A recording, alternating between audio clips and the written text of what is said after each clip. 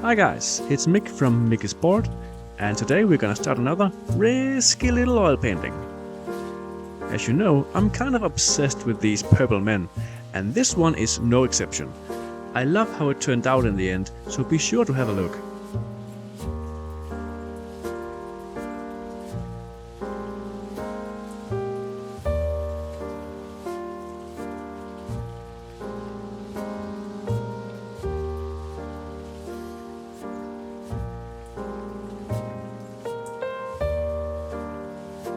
Now this piece is a bit larger than the other purple men I've been painting, and the canvas is made from a different piece of cloth.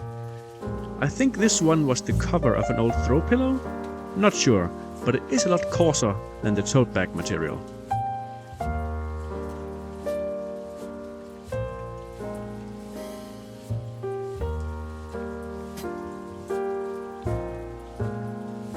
As I talked about previously, I only imagined this series to run 4 small canvases, but life had other plans, and when I fell over this particular silly picture while scrolling through the endless nothing, it gave me a little chuckle, and so I had to do something with it.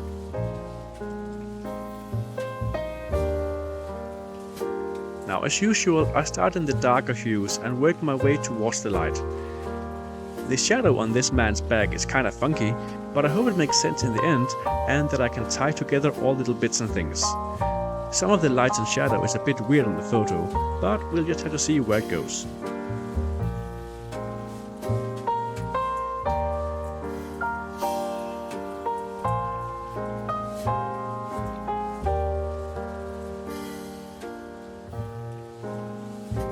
Apart from this picture, I will make one last purple man painting to close off the series. That means there will be 6 paintings in total. I still haven't found the subject of the final painting, but it is going to be a larger size, so I'm thinking multiple figures, maybe some interaction, and it'll probably be on one of my salvaged wood boards rather than canvas, but we'll see when we get to it.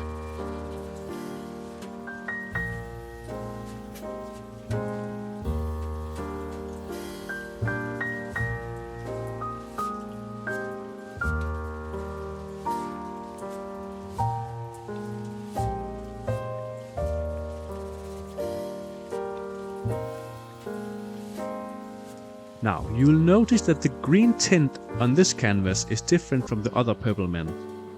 That is because this canvas was previously going to be a different painting that I had already started on but lost interest in.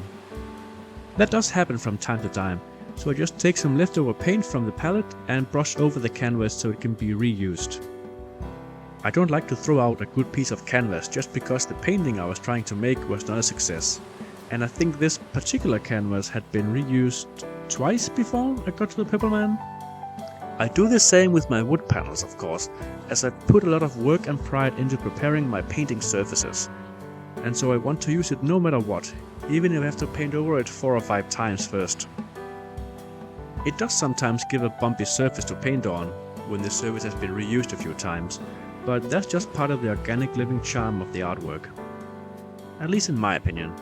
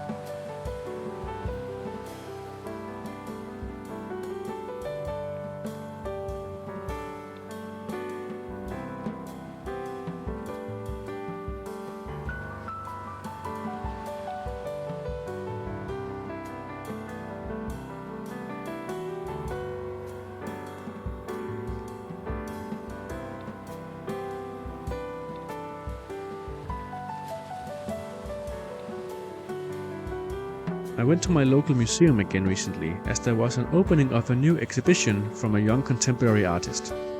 I must admit I was slightly disappointed, not in the art, well, in the lack of it, that is. The museum had dedicated an entire exhibit hall to this one artist, who presented 4 works of art. Now, the works were good, and I did enjoy them, but I felt like it was a missed opportunity. It was kind of lacking. It was over pretty fast when there's only 4 things to experience.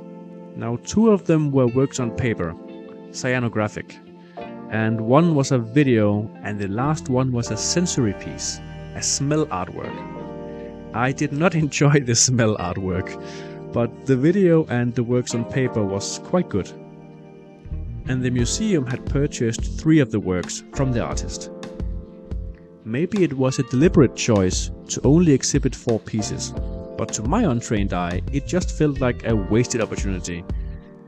If you're gonna have an exhibition in an established museum, it feels kind of less if you only bring 4 things and the viewer can be over and done with it in 20 minutes. But maybe that's just me.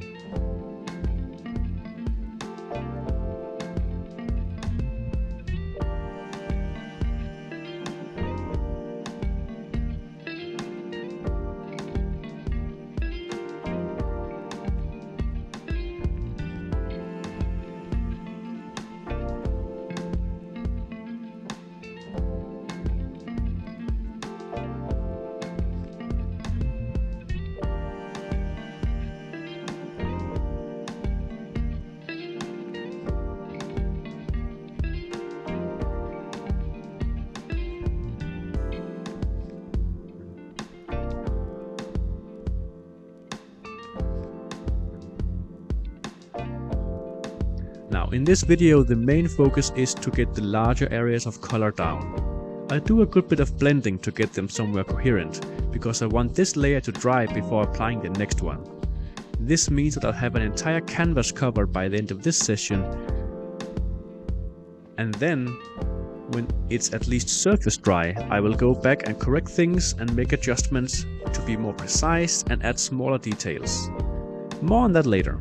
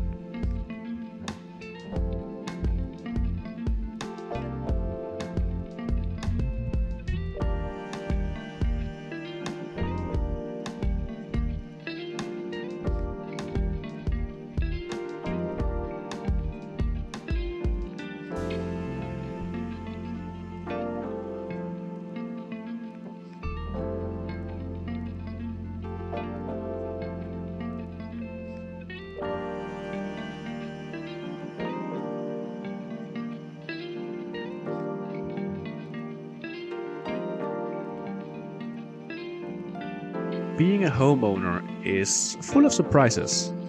Now, last December, me and my husband bought this house, and as first-time buyers, we of course felt fairly prepared. And I still do feel like we are prepared for the worst, but when something happens, we still kind of panic.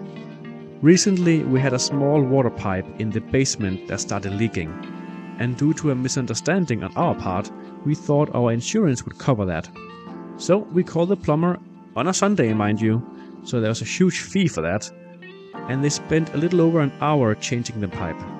Now, here in Denmark, everything is expensive, but I'm sure someone's still gonna fall off their chair when I say that 1 hour of plumbing work cost us the equivalent of $1,200 US.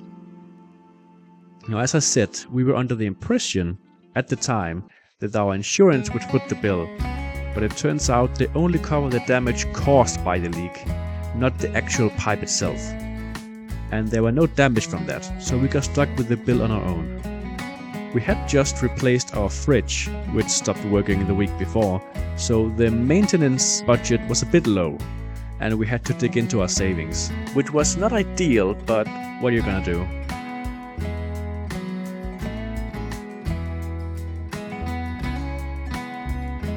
Our Now I will say that even though our house is from the 1960s, it's in very good condition. The only real thing that has to be done are purely cosmetic, apart from these minor things where something smaller that has probably worn over some years should be replaced. But we have a plan for that, and we have budgeted for it so that over the next couple of years we will have pretty much everything done that we need to. The first thing we're gonna do here, starting next year, is that we're gonna get some bushes for the front yard so that they can absorb some of the water when there's a heavy rain.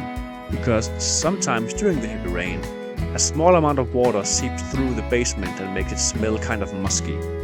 And there isn't a problem yet, but we would like to avoid any mold.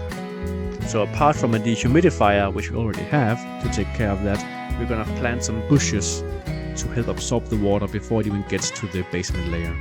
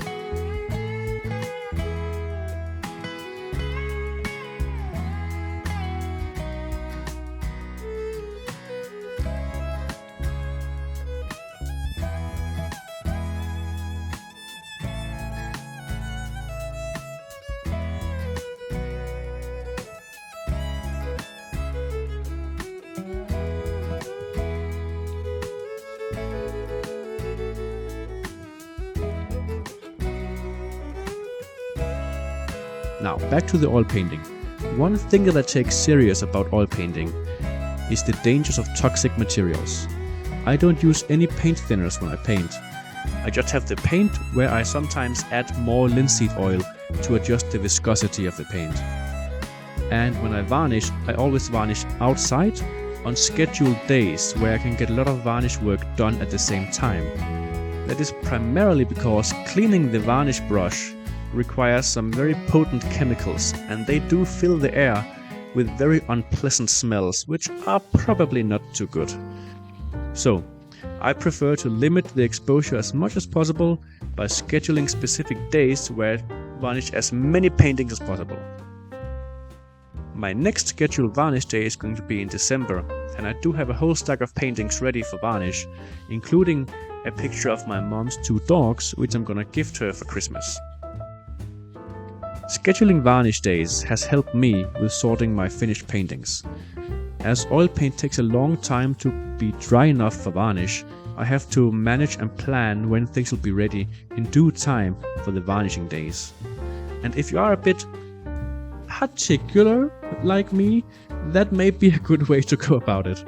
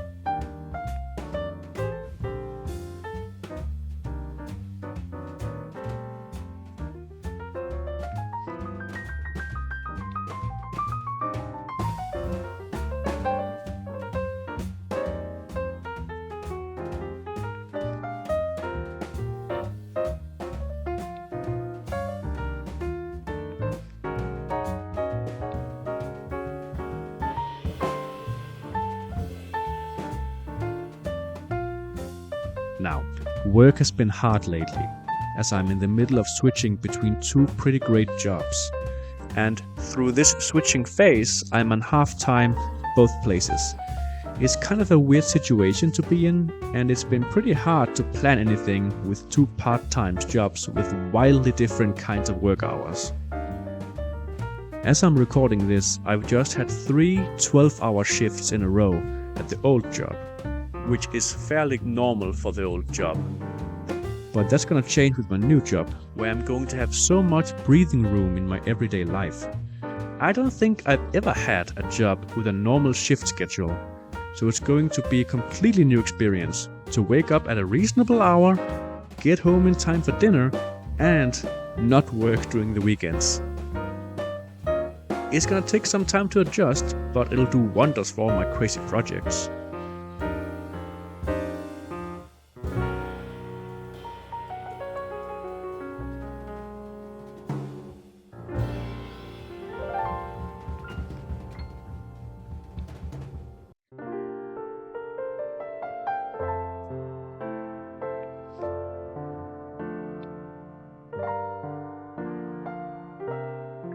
I do hope I'll finally find some time to work on my YouTube channel profile. I don't even have a banner or profile picture at the moment, and not that I don't enjoy the 8 total views I've had this month, but maybe if I juice things up a bit, someone will actually start watching the stuff I make. After all, I do create to express myself, and it's much more fun when someone is there to experience it.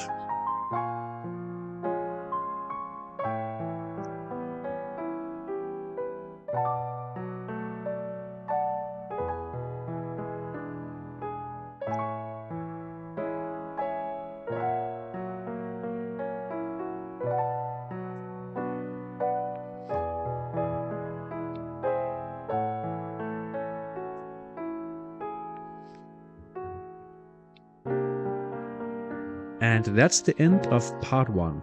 This one took a while, so be sure to watch part 2 and see why I love this painting so much. Until next time.